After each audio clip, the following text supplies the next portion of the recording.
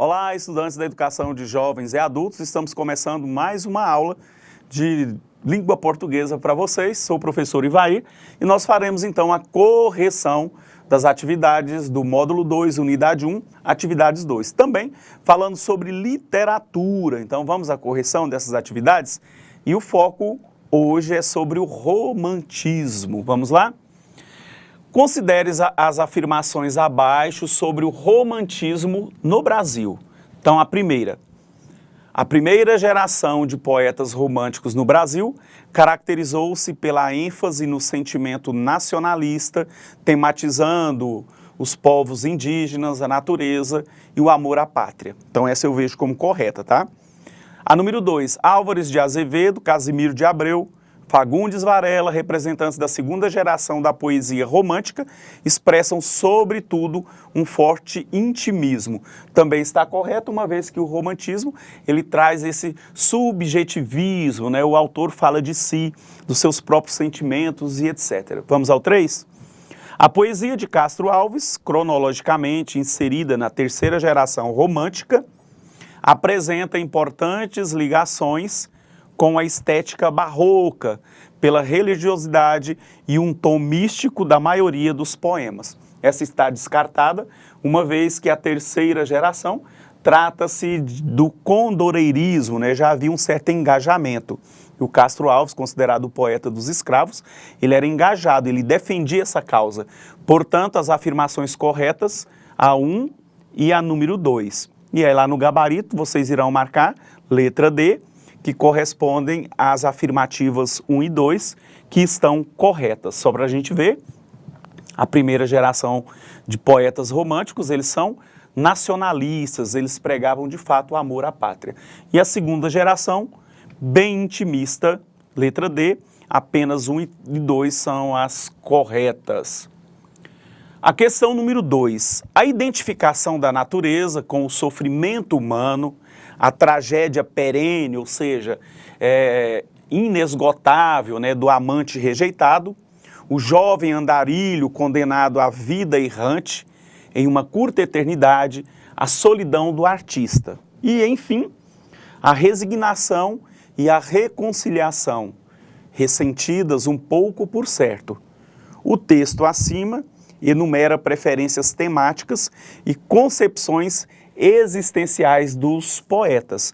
Então, qual seria a opção correta? Letra A, os românticos, letra B, os parnasianos, letra C, os acárdicos, letra D, barrocos ou letra E, os simbolistas. Então, se nós estamos falando de uma identificação com a natureza, algo bem subjetivo e intimista, como o próprio sofrimento humano, o amante rejeitado, nós estamos aqui observando características dos românticos, né? Os poetas, os artistas românticos do período do romantismo, portanto, traziam estas características intimistas, subjetivas. Número 3, assinale a alternativa cujos termos preenchem corretamente as lacunas. Então, nós já vamos direto ao gabarito, só para vocês observarem aqui como que ficaria essas lacunas aqui de acordo com a proposição aqui apresentada. Então, olha, foi característica das preocupações nacionalistas do poeta Gonçalves Dias, afirmando seu caráter heróico em sua bravura, em sua honra, qualidades, né, a rigor que se identificam com o mais digno dos cavaleiros medievais.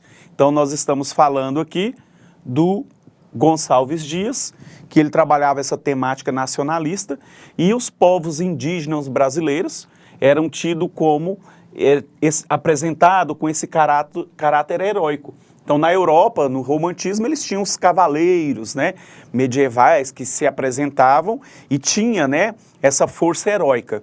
Como o Brasil não tinha um passado histórico, a gente começa a história literária a partir de 1500, com o descobrimento do Brasil. Então, a figura heróica aqui representada por Gonçalves Dias estava nos povos indígenas, o índio forte, né, o bravo, aquele que lutava pela sua pátria. Vamos a mais uma? O indianismo dos nossos poetas românticos então olha só, voltando que Dentro dessa primeira fase do romantismo, o indianismo, né, o herói, o indígena, então, ele representava o nosso herói naquela época.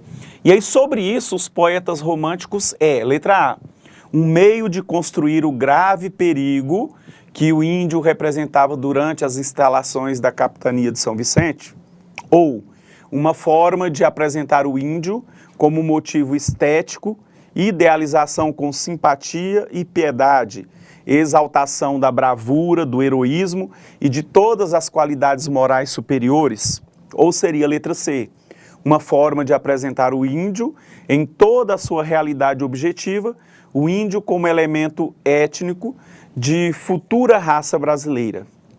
Letra D, um meio de eternizar liricamente a aceitação pelo índio da nova civilização que se instalava, ou seja, com a chegada dos europeus. Ou letra E, um modelo francês seguido no Brasil, uma necessidade de exotismo que em nada difere do modelo europeu.